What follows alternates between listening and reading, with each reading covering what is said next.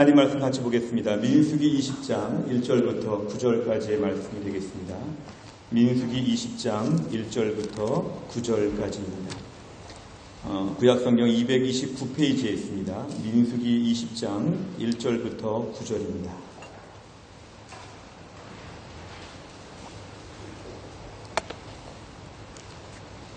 민수기 20장 1절부터 9절까지의 말씀 저 한 절씩 교독하겠습니다. 제가 먼저 20장 1절 읽겠습니다. 첫째 달에 이스라엘 자손 곧 온 회중이 신 광야에 이르러 백성이 가데스에 머물더니 미리암이 거기서 죽음에 거기에 장사되니라. 회중이 무리 없으므로 모세와 아론에게로 모여드니라. 백성이 모세와 다투어 말하여 이르되 우리 형제들이 여호와 앞에서 죽을 때에 우리도 죽었더라면 좋을 뻔하였도다. 너희가 어찌하여 여호와의 회중을 이 광야로 인도하여 우리와 우리 짐승이 다 여기서 죽게 하느냐? 너희가 어찌하여 우리를 애굽에서 나오게 하여 이 나쁜 곳으로 인도하였느냐? 이곳에는 파종할 곳이 없고 무화과도 없고 포도도 없고 석류도 없고 마실 물도 없도다. 모세와 아론이 회중 앞을 떠나 회막문에 이르러 엎드림에 여호와의 영광이 그들에게 나타나며 여호와께서 모세에게 말씀하여 이르시되 지팡이를 가지고 내 형 아론과 함께 회중을 모으고 그들의 목전에서 너희는 반석에게 명령하여 물을 내라 하라. 네가 그 반석이 물을 내게 하여 회중과 그들의 짐승에게 마시게 할지니라. 같이 읽습니다. 모세가 그 명령대로 여호와 앞에서 지팡이를 잡으니라. 아멘. 요즘 저희가 큐티하는 말씀이 민수기 말씀을 계속 살펴보고 있습니다. 얼마 전에 큐티한 본문에 오늘 본문이 등장하는데요. 오늘 본문을 보다 보면 우리는 지금 역사를 다 알고 따로 보니까 이렇게 하지만 이 당사자들은 매우 지루한 시간들이 지금 반복되고 있습니다. 오늘 2절에 보니까 오늘 본문의 문제는 이것인데요. 물이 없는 것이었습니다. 이 광야에서 물이 없다는 것은 매우 절박한 문제인데 이스라엘 백성들이 오늘 본문에서 불평할 만도 하다 이렇게 우리가 볼 수 있지만 사실 이것이 하나님 앞에서 악한 것은 하나님 그동안 물이 필요할 때마다 물을 주셨습니다. 하나님은 항상 물을 주셨고 오늘 이 전체적인 여행의 설계자는 하나님이셨고 가이드도 하나님이셨습니다. 그러니까 오늘 불평할 것이 아니라 하나님의 선한 약속을 의지해서 기도해야 됐습니다. 하나님, 우리가 광야로 지금 가고 있는 중에 목이 마릅니다. 하나님 우리에게 물을 다 예비하여 주신 줄로 믿습니다. 물을 주시기를 원합니다. 곧 주실 거지요 하나님. 우리 광야에서 목말라 죽게 내버려두지 않으실 선하신 하나님, 능력의 하나님을 믿습니다. 이렇게 기도하고 나와야 되는데 오늘 본문의 3절 이하를 보니까 이들은 항상 불평합니다. 항상. 근데 오늘 본문이 더 악한 것은 뭐냐면은 그 전에 사실은 16장 이후에 고라 자손들이 모세 지도력의 반기를 들고 원망하다가 많은 사람들이 죽었습니다. 특별히 연병이 있어서 14,700명이라고 하는 많은 사람들이 죽는 끔찍한 일이 지금 직전에 있었습니다. 근데 이 사람들이 마음이 좀 얼마나 강팍한지 뭐냐면 그렇게 14,000명 죽을 때 우리도 그때 죽는 것이 나았습니다. 그냥 그때 죽이시지요. 왜 살리셔가지고 이렇게 우리가 물이 없어서 고생하게 만드십니까? 이렇게 아주 매우 무섭습니다. 역사의 교훈을 얻게 되면 하나님 우리가 얼마 전에 어려운 일을 당했으니까 교훈을 얻어서 조심하겠습니다. 이 반면교사와 같은 일들을 볼 때마다 그러지 않겠습니다. 이렇게 나와야 되는 것이 마땅한데도 불구하고 오늘 본문의 이스라엘 백성들은 그 사람들 다 벌받아 죽을 때 우리도 죽이지 그러셨어요.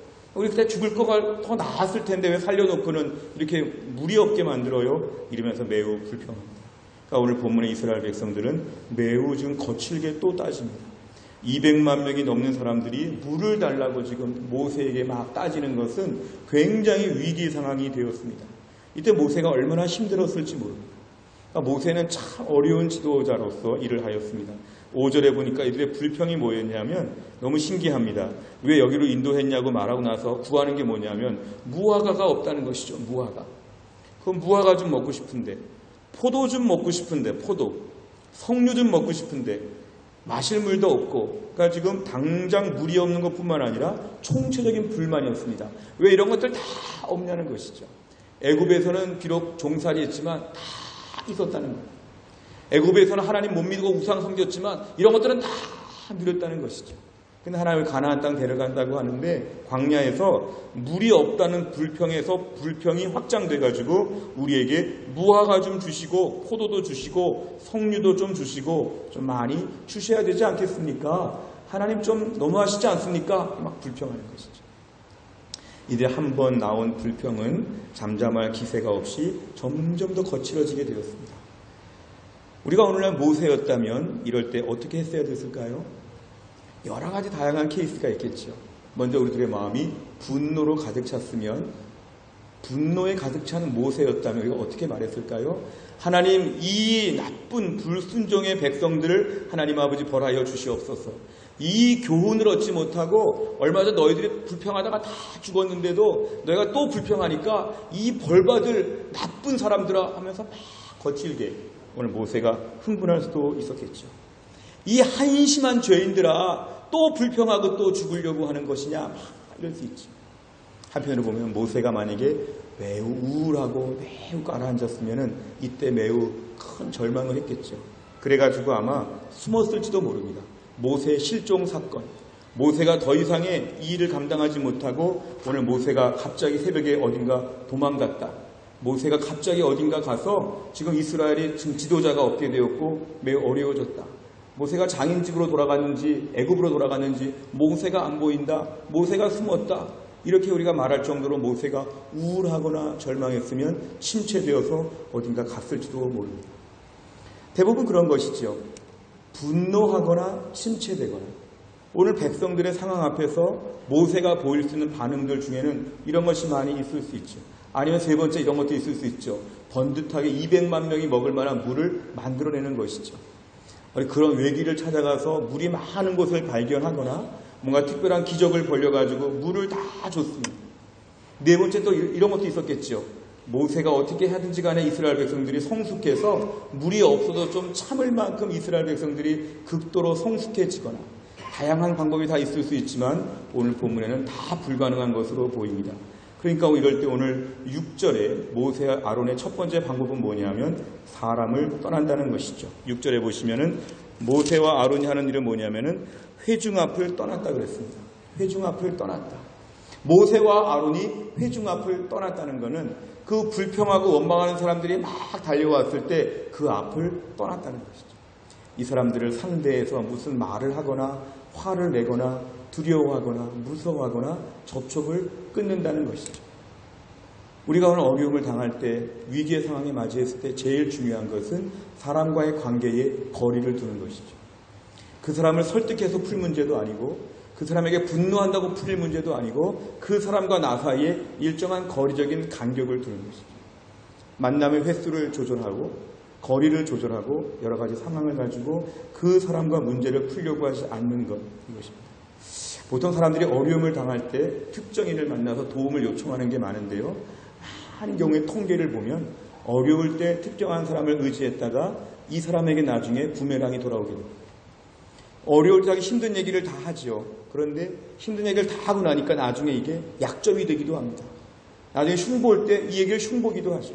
그러니까 오히려 사람 앞에는 자기 어려운 얘기를 다 하고 도와달라고 할 때 결국은 사람을 믿을 수가 없다는 것입니다. 나중에 보면 인간관계에 맺다 보면은 나중에 옛날에 너무 친하고 어려웠을 때 얘기를 다 했는데 나중에 그 사람이 와가지고 나를 더 해코지하고 나를 이용할 수도 있기 때문에 그렇습니다. 또 한편으로는 사람은 약하기 때문에 나를 도와줄 능력이 없습니다.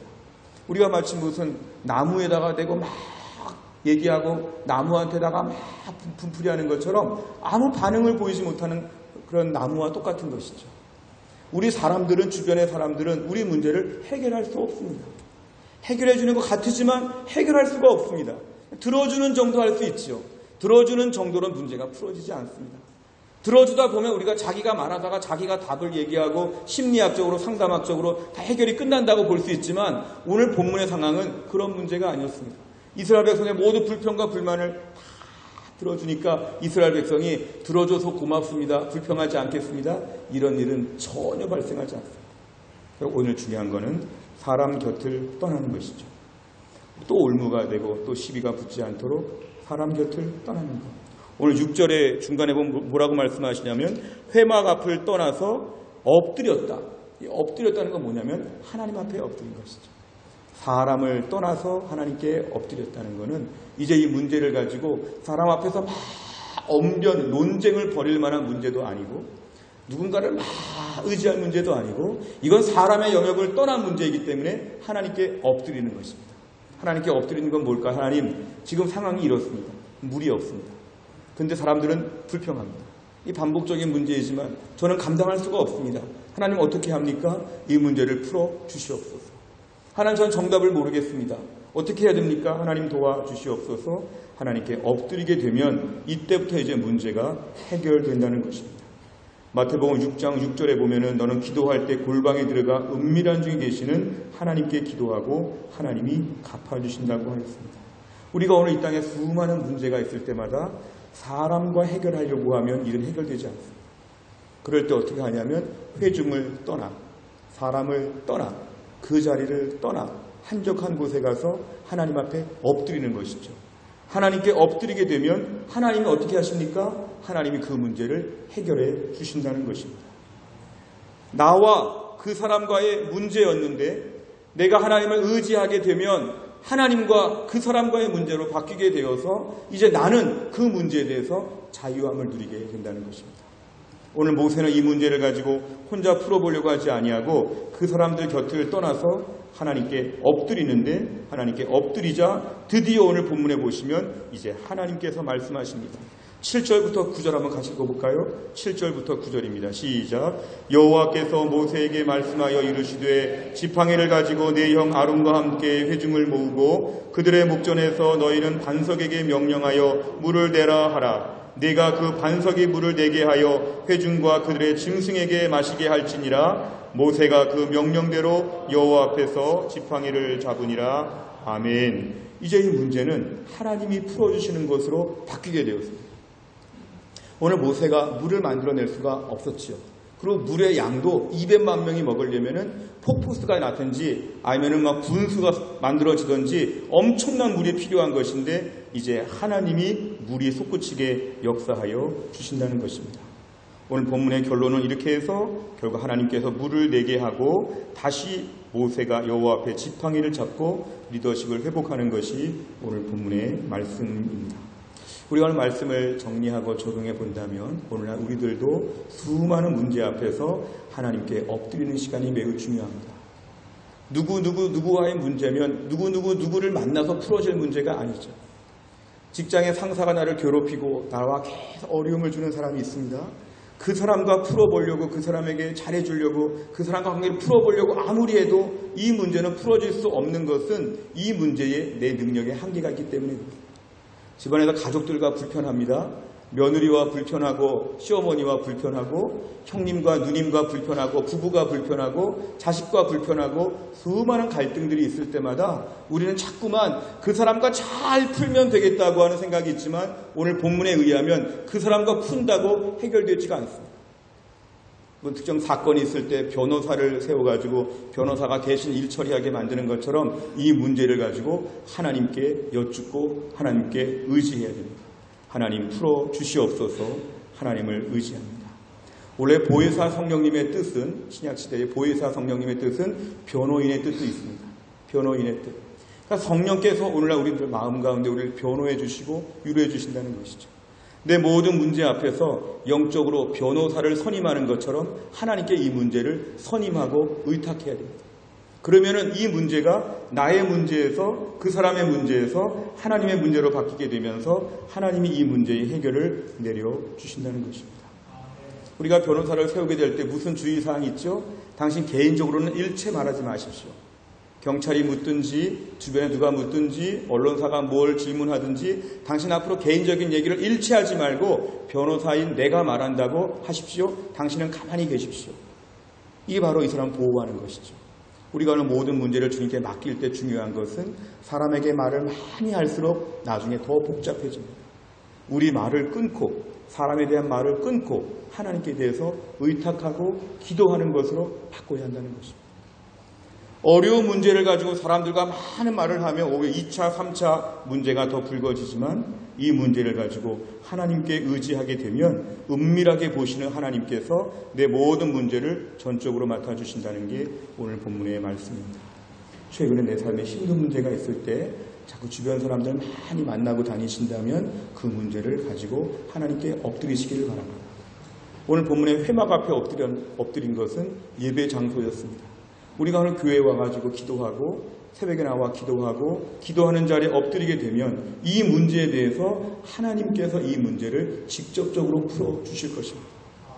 천지만물의 주인이 되신 하나님이 이런 사소한 일까지도 하실까? 이건 제가 알아서 하겠습니다. 큰일 납니다. 천지만물의 주인 되신 하나님은 오늘도 우리 한 사람의 우리 모든 걸 다 알고 계시는 주님께서는 관여하기를 원하신다는 것입니다. 하나님, 오늘 제가 이런 작은 문제가 있습니다. 이 작은 문제도 하나님께 의지합니다. 이 작은 문제, 우리 어린 아이와의 작은 문제도 하나님께 의지합니다. 하나님께 말씀드리면 사람을 떠나서 하나님께 엎드렸기 때문에 이제 하나님께서 본문 7절, 8절, 9절처럼 하나님이 방법을 내시고 하나님의 해법을 주셔서 일을 다 풀어주신다는 것입니다. 또 한 주간 동안 살면서 우리 삶에 수많은 문제들, 위기들이 있을 때마다 이 문제는 사람과 풀 문제가 아니라 하나님께 풀 문제이다 선포하시기를 바랍니다.